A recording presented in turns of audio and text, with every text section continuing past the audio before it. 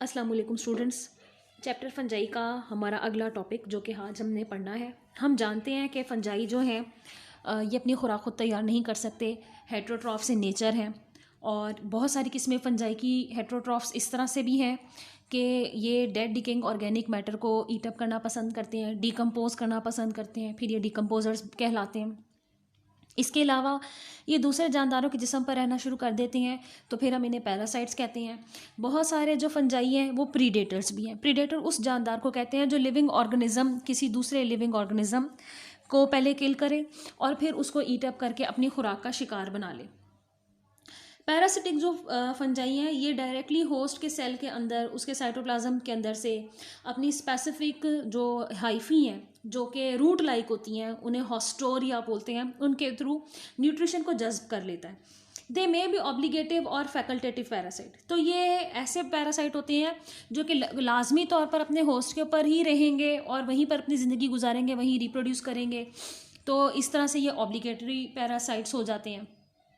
इसके अलावा ये फैकल्टेटिव भी हो सकते हैं। फैकल्टेटिव पैरासाइट जो है अपने होस्ट के अलावा भी ज़िंदगी गुजार सकते हैं, आर्टिफिशियल मीडिया पर भी उनको ग्रो कराया जा सकता है। जबकि ऑब्लिगेटरी पैरासाइट जो है ये वो पैरासाइट होते हैं जो अपने होस्ट से जुदा करके इनको अलहदा से ग्रो नहीं कराया जा सकता, यानी ये ग्रो नहीं कर सकते।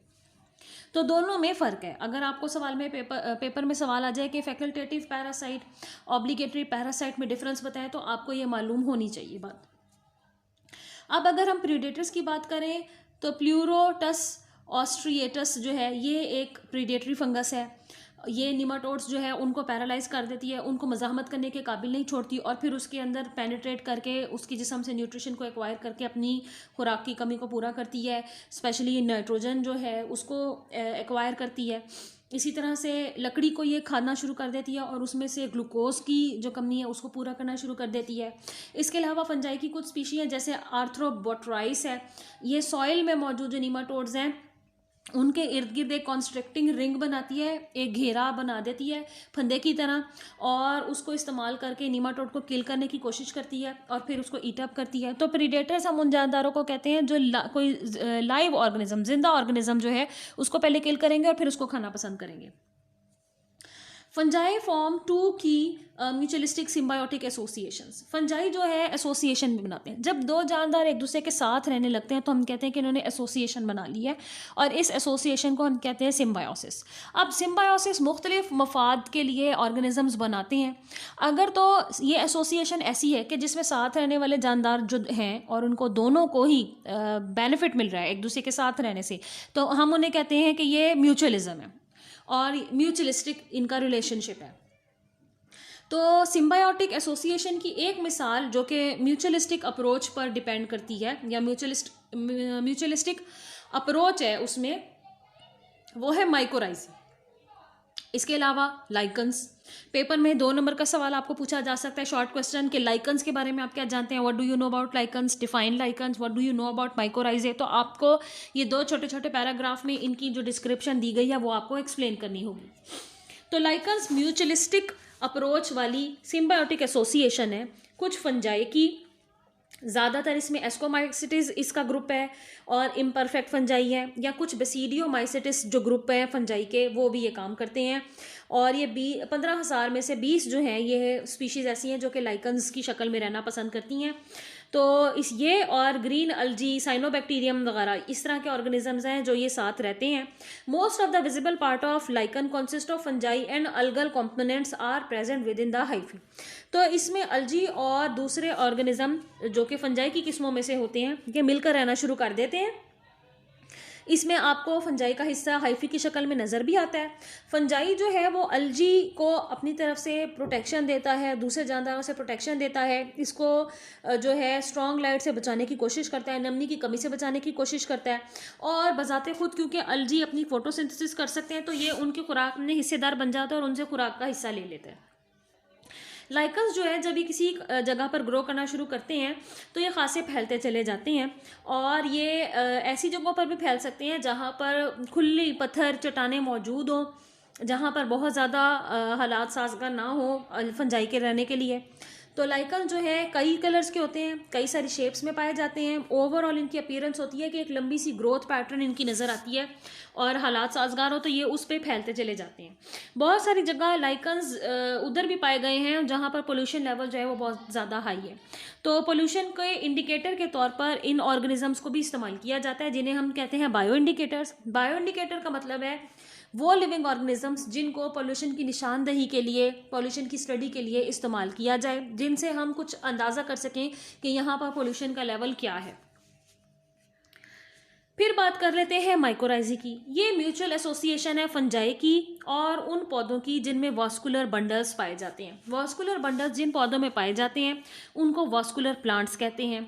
वास्कुलर बंडल में आप ये बात जानते हैं कि जाइलम भी होती है, फ्लोएम भी होती है, लेकिन जो पौधा है वो अपनी रूट्स के ज़रिए अपने आप को ज़मीन में गाड़े रखता है, पेवस्त हो जाता है और अच्छी तरह इर्द गिर्द की मिट्टी में जगह घेर लेता है ताकि वो न्यूट्रिएंट्स को, मिनरल्स को और पानी को अब्जॉर्ब कर सके।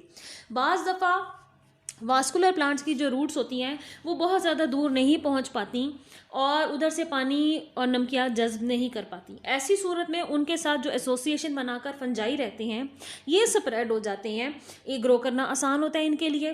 तो ये पानी अब्जॉर्प्शन है इंपॉर्टेंट मिनरल्स की, जिसमें जैसे फास्फोरस है, जिंक है, कॉपर है, ये वो करते हैं, मिट्टी से जज्ब करके चीज़ें पौधों तक मुहैया करते हैं। पौधे अपनी खुराक तैयार कर लेते हैं। हाइफी जो है पौधे के साथ रहना शुरू करता है, तो प्लांट जो है उससे ये थोड़ी सी खुराक हासिल कर लेता है और इन रिटर्न उसको इंपॉर्टेंट मिनरल्स, नमकियात और जो पानी है वो मुहैया कर देता है। अब माइकोराइजे दो तरह के हैं, इनकी किस्में भी आपसे शॉर्ट क्वेश्चन की शक्ल में पूछी जा सकती हैं। What are the types of mycorrhizae, तो आपको ये सवाल का जवाब आना चाहिए। एंडोमाइकोराइजे एंड एक्टोमाइकोराइजे। एंडोमाइकोराइजे, इनको हम क्यों एंडोमाइकोराइजी कहते हैं? The fungal hyphae penetrate outer cells of the plant root forming coils, swellings, minute branches and extend into the surrounding soil। इसमें फंजाई जो है जब वो पौधे के साथ एसोसिएशन बनाकर रहेगा तो वो छोटी छोटी स्वेलिंग्स, एग्रीगेशंस, बॉडीज़ की शक्ल में रहेगा या मिट्टी में रहेगा और पौधे के बाहरी अतराफ में ज़्यादा पाया जाएगा, तो इसीलिए इसको एंडो कह रहे हैं। एक्टोमाइकोराइजी, इसमें जो हाइफी होती हैं ये सेल्स के अंदर जो है चली जाती हैं, but do not penetrate the cell walls of the roots, लेकिन ये रूट्स के अंदर गहराई में नहीं जा पाती। These are mostly formed with pines, firs, तो ये पाइन ट्रीज और फिर ट्रीज जो हैं उनके साथ इनकी एसोसिएशन ऐसे होती है। However, the mycelium extends far out into the soil in both kinds of mycorrhizae।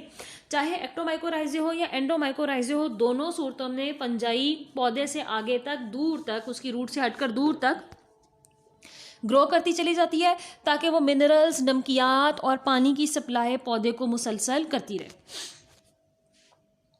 यहाँ पर आप देख सकते हैं कि एंडोमाइकोराइजे कैसी हैं और एक्टोमाइकोराइजी जो है वो कैसी हैं। एक्टोमाइकोराइजी आप देख रही हैं कि पौधे के बाहर की तरफ पूरी उन्होंने एग्रीगेशन बनाई हुई है, और आप दूसरी तरफ जो है एंडोमाइकोराइजे देख रहे हैं, आप देख रहे हैं कि उनकी जो पेनिट्रेशन है वो सेल्स के अंदर तक चली गई हुई है।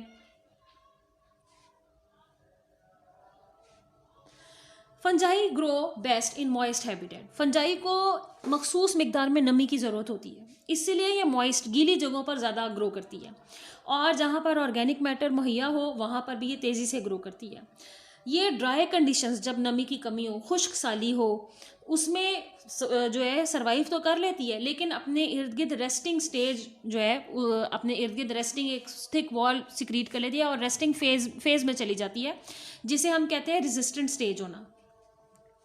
तो ये स्पोर की शक्ल में अपने आप को महफूज कर लेती है, अपने इर्द गिर्द थिक वॉल सिक्रीट कर लेती है। They can also tolerate a wide range of pH from 2 to 9। ये pH की चेंजेस, अब्रप्ट चेंजेस को भी टॉलरेट कर लेती है, यानी 2 तक की एसिडिक जो pH है वहाँ से लेकर 9 तक की एल्कली pH को भी बर्दाश्त कर लेती है। दर्जा हरारत के भी खासी लिमिट को बर्दाश्त कर लेती है। ऑस्मोटिक कंडीशंस जो हैं उनको भी चेंजेस को बर्दाश्त कर लेती है, जिसमें शुगर या सॉल्ट सोल्यूशन का ज़्यादा होना है। तो इसी वजह से हमारी ब्रेड्स, जैम, जेलीज और फल जो कि सब्जियां हमारे फ्रिज में हम स्टोर करके रखते हैं अपने इस्तेमाल के लिए, आपने ऑब्जर्व किया होगा कि उनमें भी जो फफूंदी है वो लगी होती है, उनमें भी फंगस की कई तरह की किस्में लगी होती हैं, और ऐसी खुराक जो होती है वो नाकाबिले इस्तेमाल होती है, उसको फेंक देना होता है। बात कर लेते हैं रिप्रोडक्शन की। रिप्रोडक्शन के लिए अगर हम देखें तो फंजाई दोनों तरह से रिप्रोड्यूस करता है, एसेक्चुअली भी रिप्रोड्यूस करता है और सेक्चुअली भी रिप्रोड्यूस करता है। एसेक्चुअल रिप्रोड्यूस अगर ये करेगा तो स्पोर्स बनाएगा, कोनिडिया बनाएगा, या अपनी जो फिलामेंटस बॉडी उसकी फ्रेगमेंट्स बना देगा जो ग्रो करके बाकी के जानदार को पूरा कर देंगे, या छोटी छोटी बर्ड्स बनाकर भी गुजारा कर लेगा। जैसे कि यीस्ट में होता है कि एक यूनिसेलुलर यीस्ट जो है वो फंजाई है और ये तेज़ी से जो है ये बर्ड्स बनाकर तो रहती है।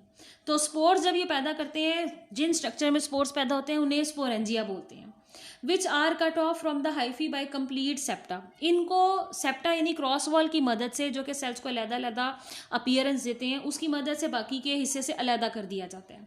स्पोर्स में भी प्रोड्यूस्ड बाय सेक्चुअल और एसेक्चुअल प्रोसेस। स्पोर्स को दोनों तरीकों से पैदा किया जा सकता है।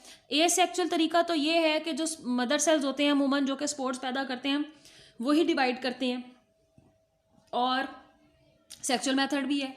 तो इसमें ये हैप्लॉइड होते हैं, नॉन मोटाइल, हरकत नहीं कर सकते हैं, इन्हें अपने मुंतशिर होने के लिए पानी की ज़रूरत नहीं होती, साइज़ में बहुत छोटे होते हैं, बड़ी तादाद में बनते हैं, हवा के चलने से ये डिस्पर्स हो जाते हैं, और जहाँ ये गिरेंगे और जब इनको फिजिबल हालात मिलेंगे तो ये जो है ग्रो करना शुरू कर देंगे। बहुत सारे जो फंजाई जो कि इस तरीके से रिप्रोड्यूस करते हैं वो ऐसे फंजाई हैं जो कि पौधों के पैथोजेंस हैं, पौधों में बीमारियां भी पैदा करते हैं।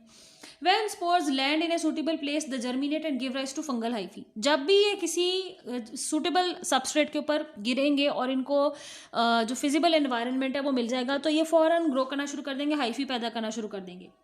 स्पोर्स जो है वो इंसेक्ट्स के थ्रू भी डिस्पर्स होते हैं। जब इंसेक्ट्स ग्रो करते हैं, आते हैं बाहर एनवायरनमेंट में और सबस्ट्रेट पर किसी भी चीज़ पर उनको उनके जिस्म से लग जाते हैं स्पोर्स फंजाई के, तो जो जानदार हैं उनके एक जगह से दूसरी जगह मूव करने की वजह से या बारिश होने की वजह से इनके स्पोर्स की डिस्पर्सल में मदद मिलती है। Spores are a common mean of reproduction in fungi. Spore पैदा करने का जो तरीका है, क्योंकि वो सिंपल है, निस्बतन आसान है, तेज़ी से जो है फंजाई को डिस्पर्स होने में मददगार साबित होता है, तो खासा कॉमन तरीका है रिप्रोड्यूस करने के लिए। कोनिडिया, ज़्यादा सारे वर्ड्स जो हम इस्तेमाल करते हैं जब हम किसी चीज़ की ज़ाती के लिए इस्तेमाल करते हैं तो हम कोनिडिया बोलते हैं, और अगर हम यहाँ पर एक सिंगुलर स्ट्रक्चर के बारे में बात करेंगे तो हम कहेंगे कि ये कोनिडियम है।